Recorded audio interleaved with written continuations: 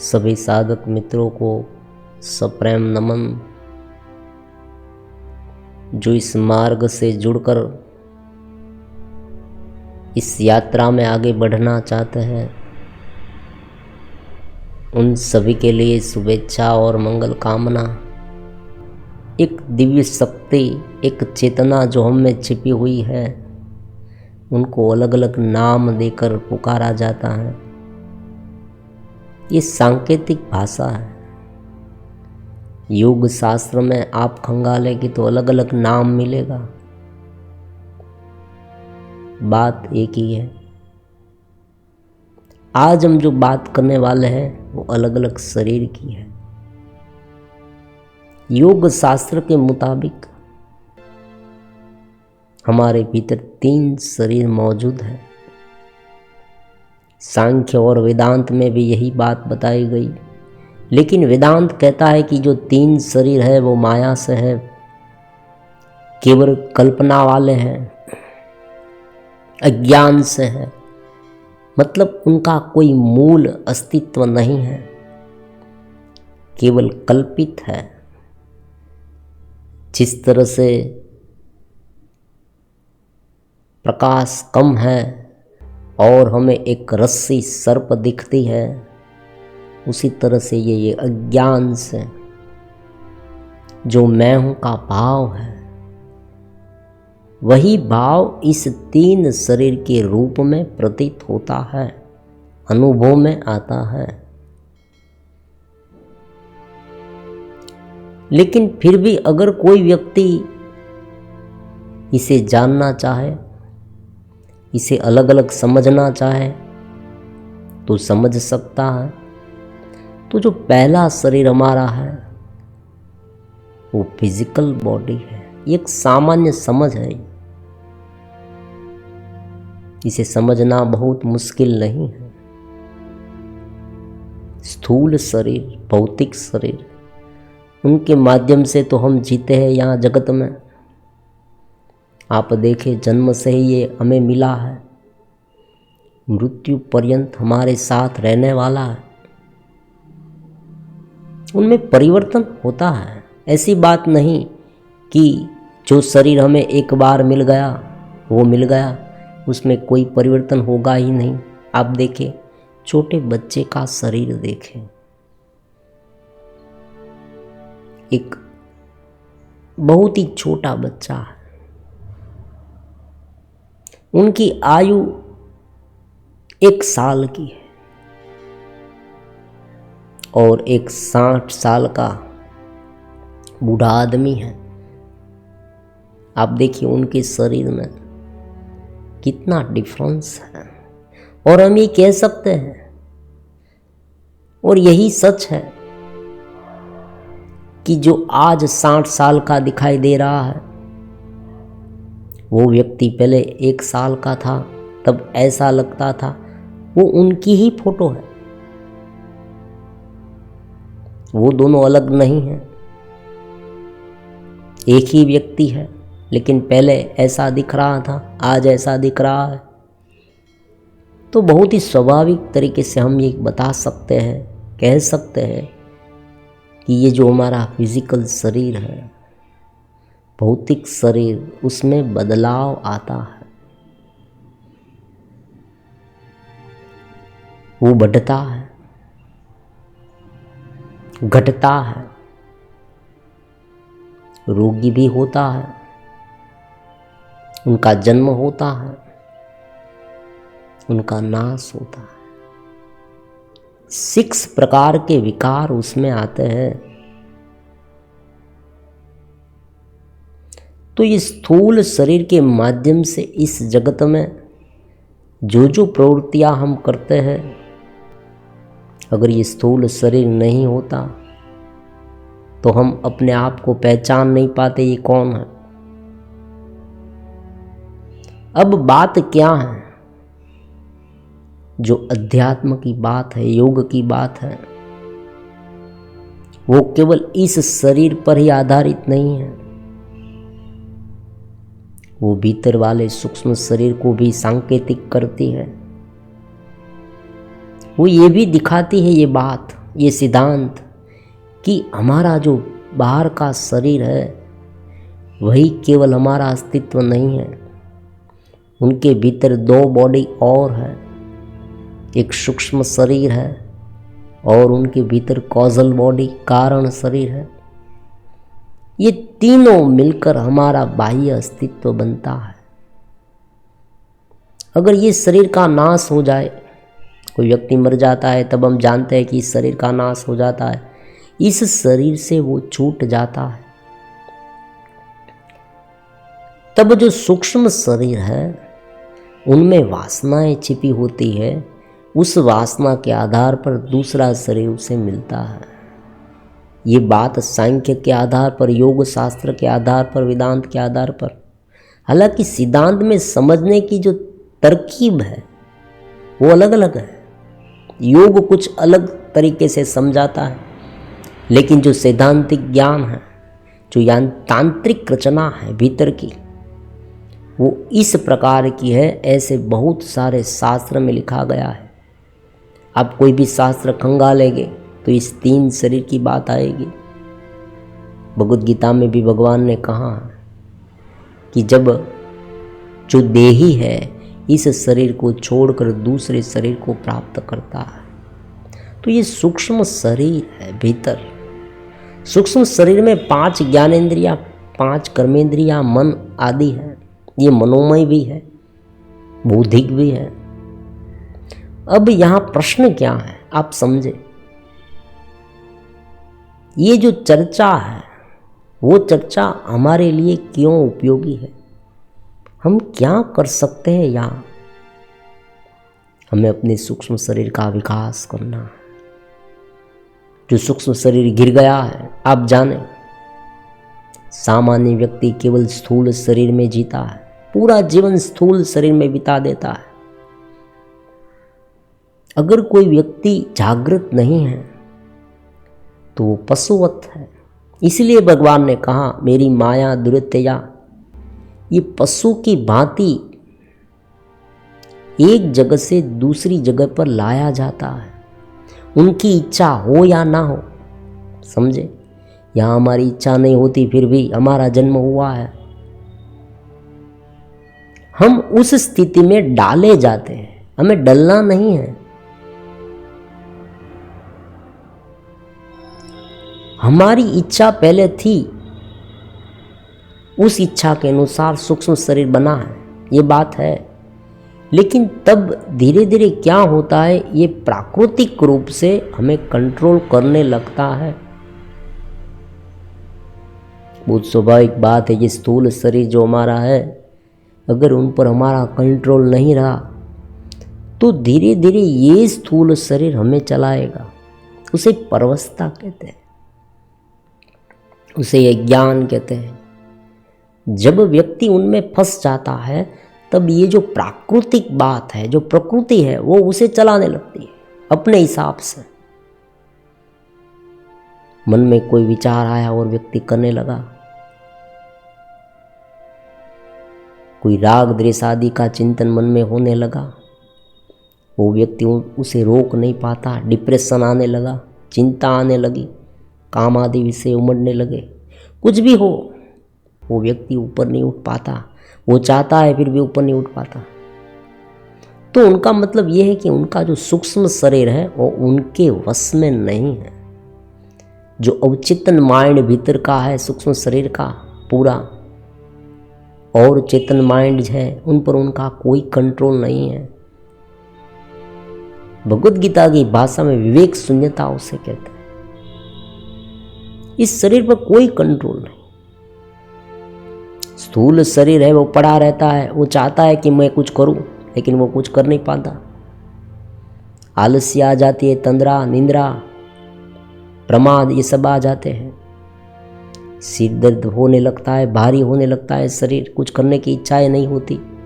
ये सब जो अलग अलग प्रकार के लक्षण हैं, चिन्ह हैं, वो परवस्था के हैं। हम परवश हो जाते हैं।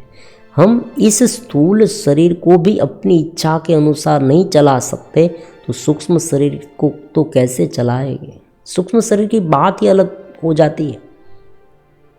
तो सूक्ष्म शरीर और कारण शरीर को अपने हिसाब से चलाना, उसे योग की भाषा में स्वतंत्रता कहते हैं, ज्ञान कहते हैं, प्रबुद्धता कहते हैं।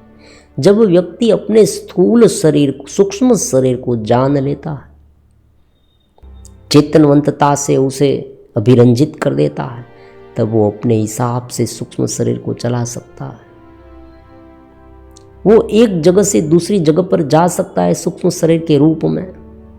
वो जब मर जाता है तब भी, जब उनकी डेथ हो जाती है, ये शरीर छूट जाता है, तब योग शास्त्र के मुताबिक वो अपनी इच्छा अनुसार जन्म ले सकता है। वो परवश नहीं होता, वो स्वतंत्र हो जाता है, वो अपने हिसाब से कार्य कर सकता है। मतलब ये है कि अपने सूक्ष्म शरीर को चेतनवंत बनाए, दिव्य बनाए। ये जो स्थूल शरीर जो हमारा है, उनसे जब तक हम नहीं छूटेंगे, जब तक इनसे ऊपर नहीं उठेंगे, तब तक सूक्ष्म शरीर को चेतनवंत नहीं बना पाएंगे। क्योंकि चेतना में रहना है, चेतनवंत होना है, तो उनके लिए जो ध्यान है, वो ध्यान कब परिपक्व होगा? जब हम इस स्थूल शरीर से ऊपर उठ पाएंगे। स्थूल शरीर से ऊपर उठना कैसे?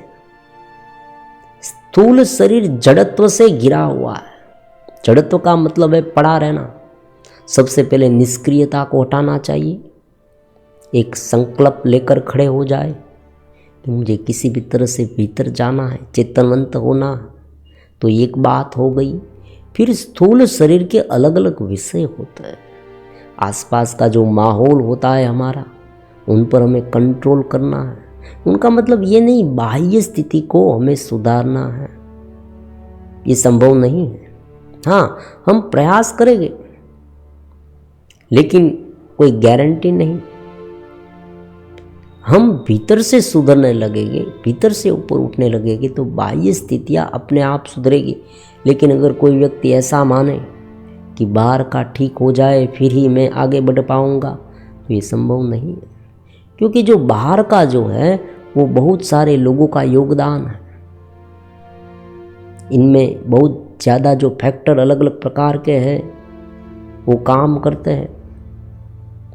जिस तरह से अलग अलग ऋतुएं आती हैं और उनका परिणाम जो है, उनका इफेक्ट है, वो वृक्ष पर होता है।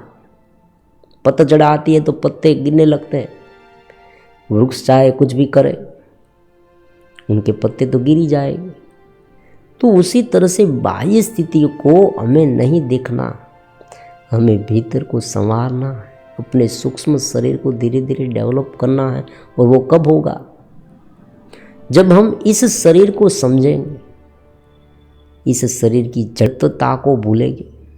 जो आलस्य है, जो प्रमाद है, जो निंद्रा है, उन पर कंट्रोल करेंगे, खान पान में कंट्रोल करेंगे, मैथुन में कंट्रोल करेंगे। ये जो वासना में चिंतन है उन पर कंट्रोल करेंगे, मन पर कंट्रोल करेंगे। और हम उन पर कंट्रोल कब कर पाएंगे? देखो, एक दूसरे पर आधारित है। हम उन पर तभी कंट्रोल कर पाएंगे जब हम चेतनवंत होंगे, जब हम चेतना से जुड़े हुए होंगे। भीतरीय चेतना को जैसे जैसे हम डेवलप करते जाएंगे, उस स्टेज को जैसे जैसे आगे बढ़ाते जाएंगे, बाह्य जो है सूक्ष्म शरीर वो हमारे कंट्रोल में आता जाएगा। एक शुरुआती साधक है जिसे कुछ भी मालूम नहीं है, उसे ये सब कैसे समझना चाहिए? पूरा रोड मैप देखें, पूरा मैप देखें। तो पहले हम ये देखें कि हमारा जो बाह्य शरीर है उन्हें हमें समझना है। समझना मतलब क्या? ये जो शरीर हो कैसे चलता है, आप देखें। उनके अलग अलग अंग हैं, प्रत्येक अंग को समझना है। आँख से हम देखते हैं, कान से सुनते हैं, तो ये हमारे साधन है। जैसे जैसे व्यक्ति इसे इस तरह से समझने लगेगा, वो एक ऐसी समझ से अभिरंजित हो जाएगा कि मैं उनसे अलग हूँ, ये मेरा साधन है।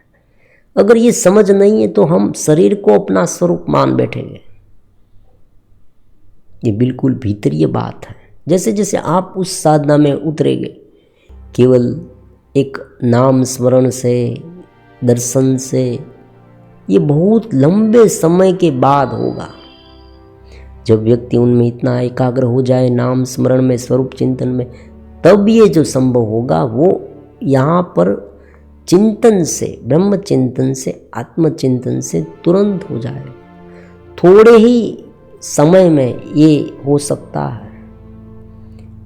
जो स्थिति आने में कई साल बीत जाते हैं, वही स्थिति थोड़े ही दिन में आ सकती है। व्यक्ति तुरंत ऊपर उठ सकता है, अपने सूक्ष्म शरीर को जान सकता है, कारण शरीर को जान सकता है, उसे चेतनवंत कर सकता है, तो वो परवस्था से ऊपर उठ जाएगा। यही बात हमें समझनी है। पूरा जो जगत है वो एक नियम के आधार पर चल रहा है, प्रकृति के आधार पर चल रहा है। हम प्रकृति के एक भाग हैं। तो ये स्थूल शरीर, सूक्ष्म शरीर, कारण शरीर, ये प्रकृति के भाग हुए, और उनमें यही विधान है कि जो व्यक्ति, जो जीव इनसे ऊपर उठेगा और चेतनवंतता की ओर जाएगा, वो धीरे धीरे ये सभी शरीर पर कंट्रोल कर पाएगा। फिर क्या होगा? जो व्यक्ति इन पर कंट्रोल कर ले,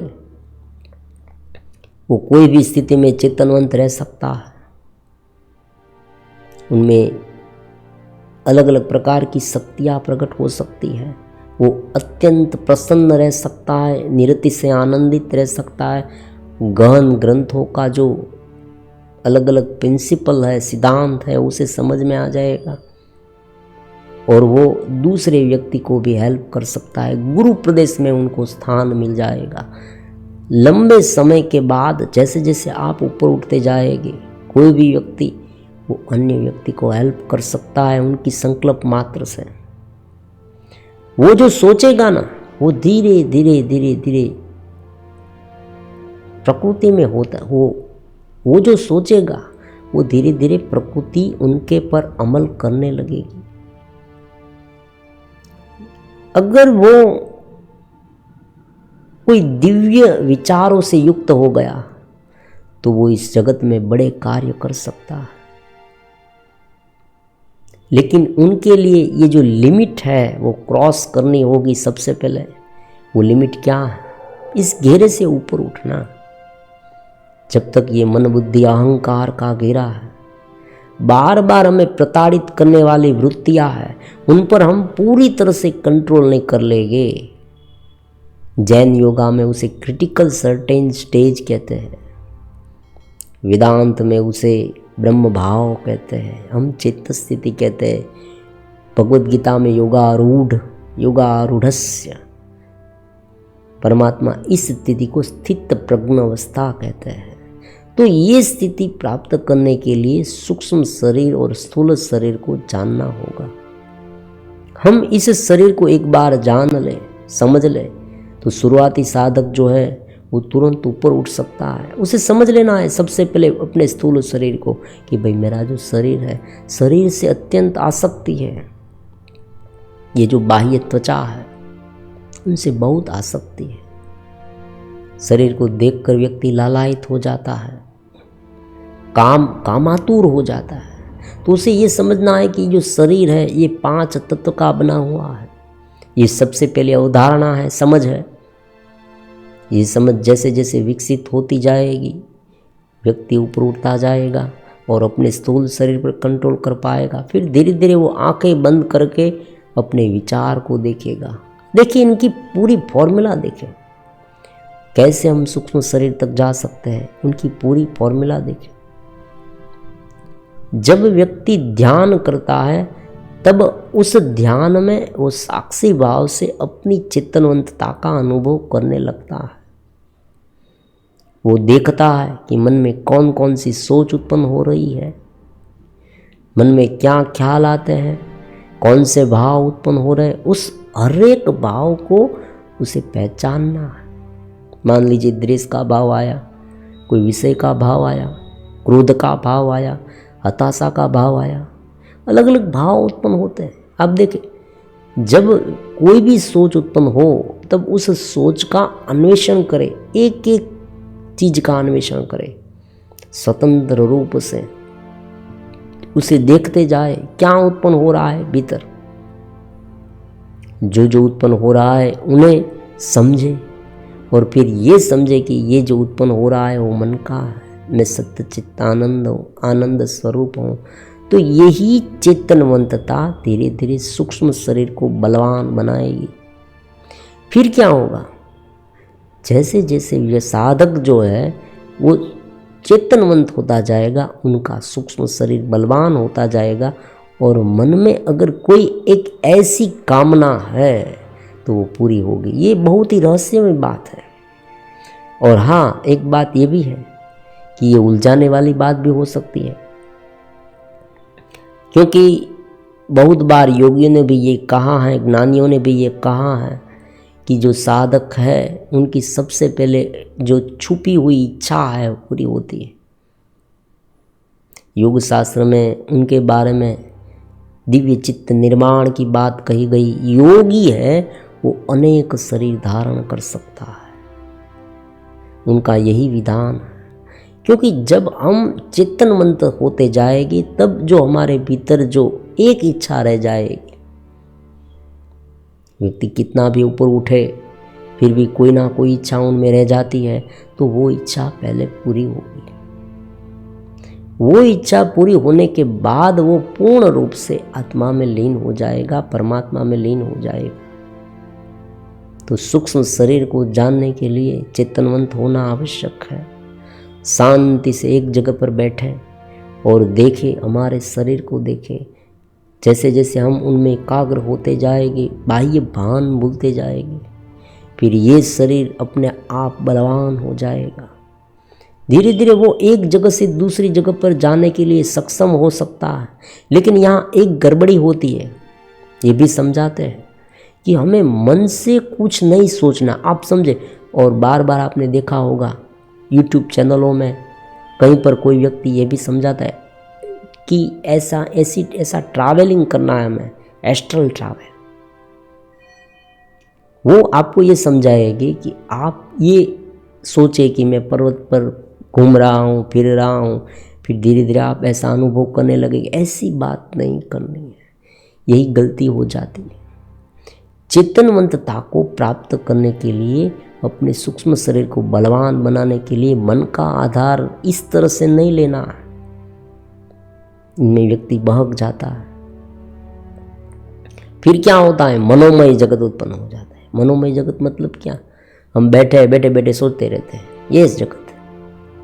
आपने बहुत बार देखा होगा कोई कोई व्यक्ति क्या करते हैं, बैठे बैठे सोचते रहते हैं, आंखें बंद है और वो सोचते हैं कि मैं इस गार्डन में घूम रहा हूँ, फिर जो व्यक्ति मेरा फ्रेंड है वो मेरे पास आया है, मेरी गर्लफ्रेंड मेरे पास आई है। ये सब अलग अलग प्रकार का सोचता ही रहता है, सोचता ही रहता है, सोचता ही रहता है। उनकी दिमागी हालत भी ठीक नहीं रहती, वो काम भी ठीक तरह से नहीं कर पाता। तो ऐसा कभी नहीं करना। चेतनवंतता को जागृत करने के लिए, सूक्ष्म शरीर को जागृत करने के लिए उसे जानना काफ़ी है, फिर अपनी चेतना में रहना काफ़ी है। इतना ही करना है, दूसरा कुछ नहीं करना। धीरे धीरे अपने आप वो डेवलप होगी। चेतनवंतता डेवलप हो जाने के बाद जो आप सोचेंगे, समझे, उनका डिफरेंस नहीं समझे। ये बहुत रहस्यमय बात है, कम वीडियो में आपको सुनने को मिलेगी। इतनी ये जो डिफरेंस है ना, वो कोई नहीं बताता। डिफरेंस क्या है, फिर से बताता हूँ। शुरुआती साधक, बिगिनर्स, जब मन के आधार पर सोच कर अपने सूक्ष्म शरीर को डेवलप करने की बात करता है, उपाय करता है अपने सूक्ष्म शरीर को, तब क्या होता है, वो मनोमय हो जाता है। और जो मनोमय हो गया वो केवल मन के आधार पर जीवन जीने लगता है, उनमें चेतनवंतता नहीं रहती। चेतनवंतता हमारी शक्ति है। व्यक्ति परवश कब हो जाता है, जब उनकी चेतनवंतता गायब हो जाती है। जब हमारा जो तार है, जो कांटेक्ट है, वो परमात्मा के साथ छूट जाता है, टूट जाता है, तब हम परवश हो जाते हैं। अगर हमारा कांटेक्ट परमात्मा से है तो हम परवश नहीं हैं। जिस तरह से एक बहुत ही सुंदर सा एग्जाम्पल हम ले लेते हैं, जैसे एक बहुत बड़ा मेला है, वहाँ बहुत सारी भीड़ है, अलग अलग प्रकार के स्टॉल लगे हुए हैं, वहाँ एक बच्चा घूम रहा है। अगर उस बच्चे का हाथ उसकी माँ ने पकड़ रखा है, बहुत ही स्वाभाविक है कि वो इस गलियारी में भटक नहीं जाएगा, इस मेले में कहीं खो नहीं जाएगा। वो घूमेगा, देखेगा, सब कुछ करेगा, खिलौना लेगा, सब कुछ करेगा, देखेगा, मजा लेगा, मेले का मजा लेगा। कहीं पर अलग अलग प्रकार के खेल होते हैं, वो भी देखेगा, उनमें भाग भी लेगा, लेकिन अपना हाथ नहीं छोड़ेगा। जब तक उनका हाथ उस माँ के साथ है, माँ ने उसका हाथ पकड़ रखा है या उसने माँ का हाथ पकड़ रखा है, तब तक कोई प्रॉब्लम नहीं है। माँ किसी भी तरह से उन्हें वहाँ से निकाल लेगी। अगर वो भटक जाएगा तो माँ उसे घसीड़ कर ले आएगी कि ये रास्ता नहीं है, सच्चा रास्ता यहाँ है। लेकिन अगर वो हाथ छूट जाए तो परवस्था यही है, हम इस शरीर में गुमराह हो जाते हैं, इस तीनों शरीर में। स्थूल शरीर में शरीर की आसक्ति लग जाना, सूक्ष्म शरीर में मन में भटकने लगना, और जो कारण शरीर अवचेतन माइंड का है, एक बार बहुत लंबे समय तक आप ये सोचने लगे, मान लीजिए कोई व्यक्ति लंबे समय तक गुस्सा करने लगा तो गुस्सेल हो जाएगा, उनका स्वभाव ऐसा हो जाएगा।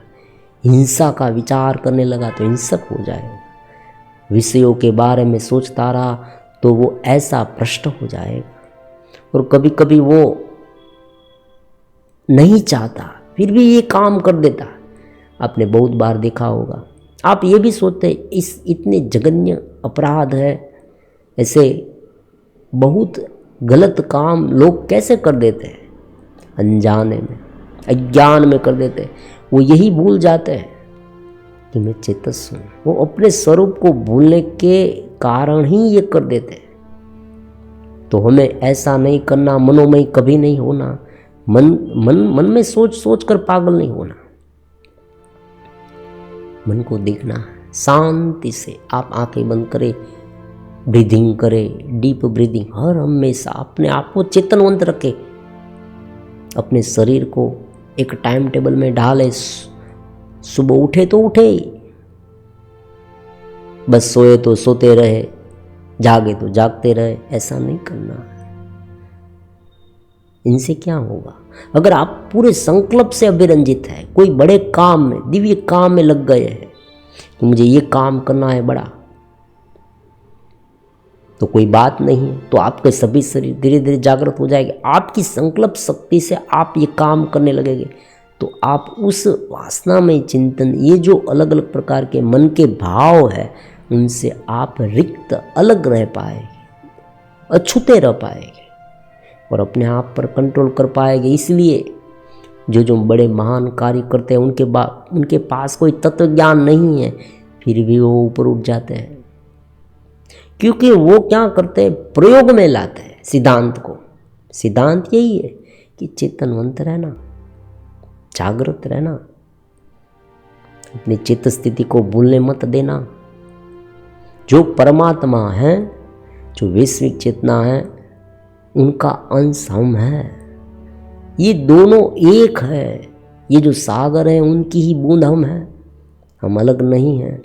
तो उस बूंद को सागर के पानी से अभिरंजित करते रहना, उनके साथ जुड़े रहना, उनसे अलग मत हो जाना। ये बात है परवस्था, इसे कहते हैं, मन की परवस्था।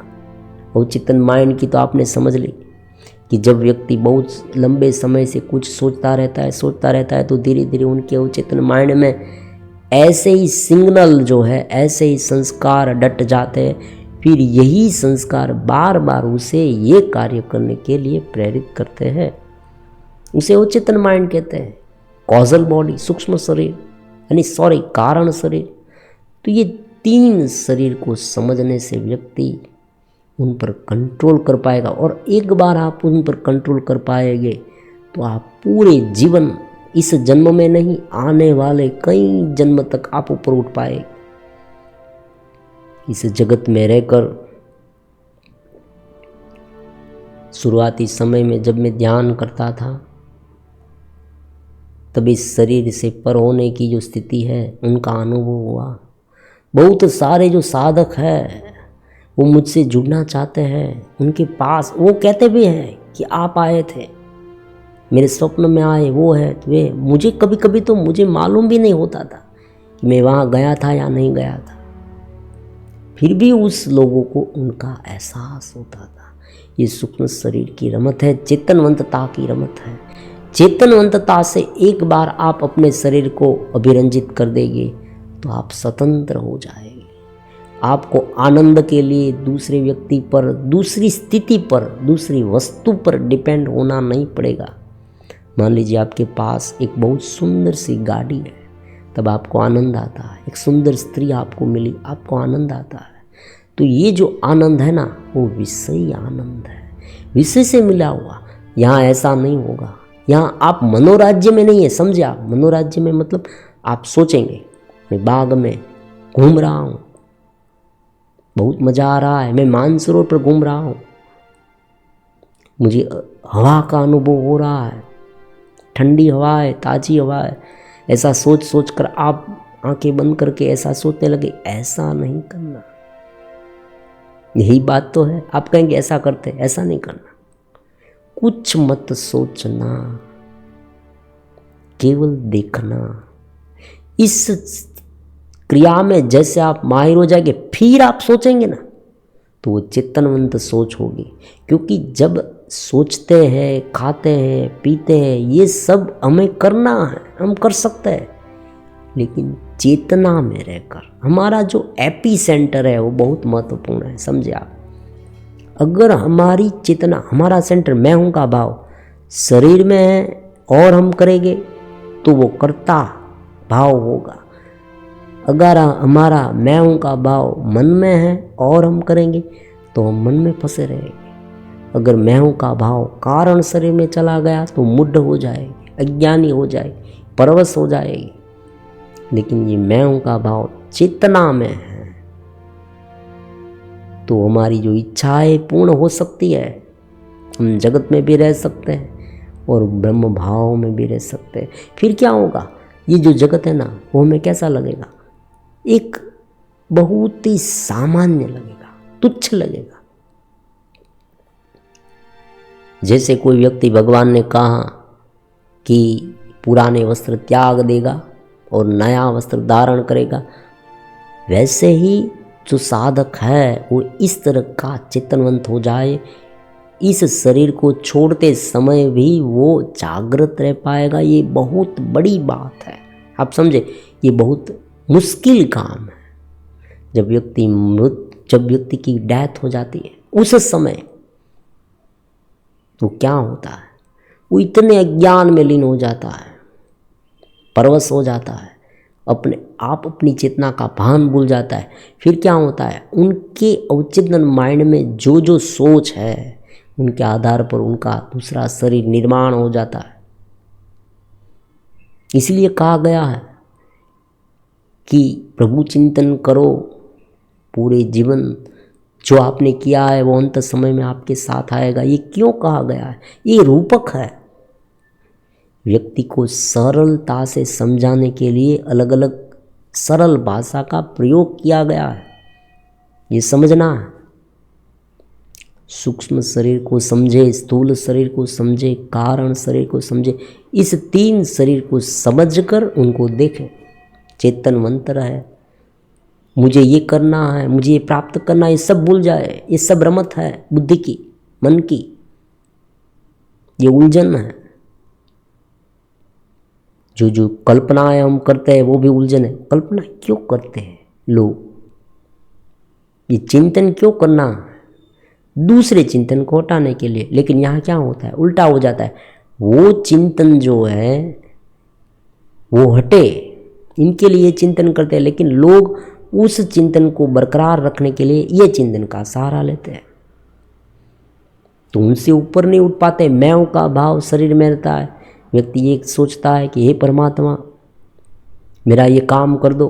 जैसे हम ये सोचे कि हे भगवान मेरा ये काम कर दो, तो बहुत सामान्य बात है। हमने अहंकार का घेरा निर्माण कर लिया है इस शरीर का। हमें ये नहीं सोचना है, हमें क्या सोचना है, हमें ये देखना है, हे परमात्मा आप सब कुछ कर रहे हैं, मैं निमित्त मात्र हूँ। हे प्रभु मैं आपसे जुड़ जाऊँ, मैं आपकी दिव्य आभा में एकरूप हो जाऊँ, और जो अंतराय आते हैं इसको हटाओ। बस यही प्रार्थना करोगे और उनका चमत्कार देखोगे। ये प्रार्थना इतनी असरकारक होगी। ये प्रार्थना से क्या होगा, जो जो हमारे जीवन में मुश्किलियाँ है वो अपने आप धीरे धीरे छटती जाएगी। और अगर नहीं छटी तो भी वो मुश्किलियाँ हमें एक तक देगी, एक अपॉर्चुनिटी देगी। हमारा पूरा जो माइंड है ना वो बदल जाएगा। तब क्या होगा, जब जो आफत है वो हमें आफत नहीं लगेगी, हमें ऐसा लगेगा कि भगवान हमें अलग अलग प्रकार से ऊपर उठाना चाहते हैं। यह आफत हमें इसलिए दी है कि हम उनसे छूटे, हम उनसे समझे। और कभी कभी तो लोग आफत का मजा लेते हैं, ये तो बहुत नवीन बात हो गई। मान लीजिए कोई व्यक्ति कहीं पर फंस गया तो वो ये सोचेगा कि मैं यहाँ बैठे बैठे भगवान का नाम ले रहा हूँ। मान लीजिए आप ट्रेन में जा रहे हैं और ट्रेन बीच में अटक गई, पूरे दिन अब आपको यहाँ रहना है, तो आप दुखी नहीं होगे। चेतनवंत है तो आप एक कोने में बैठकर शांति से ध्यान में लीन हो जाएगी, निर्दय से ही चेतनवंत होने लगेगी। फिर जैसे ही समय आएगा, ट्रेन शुरू होगी, तब आधातर जो लोग हैं वो थक गए होंगे, परेशान हो गए होंगे, सोच सोच कर कब शुरू होगी, कब शुरू होगी, कब शुरू होगी। और आप उस समय चेतनवंत होकर बहुत मज़ा आया, हे परमात्मा अब मैं तुम्हारे आनंद में हूँ। जब बैठोगे तब आपको आनंद आएगा। जितना साधक ऊपर उठेगा उतना उसे फायदा होगा।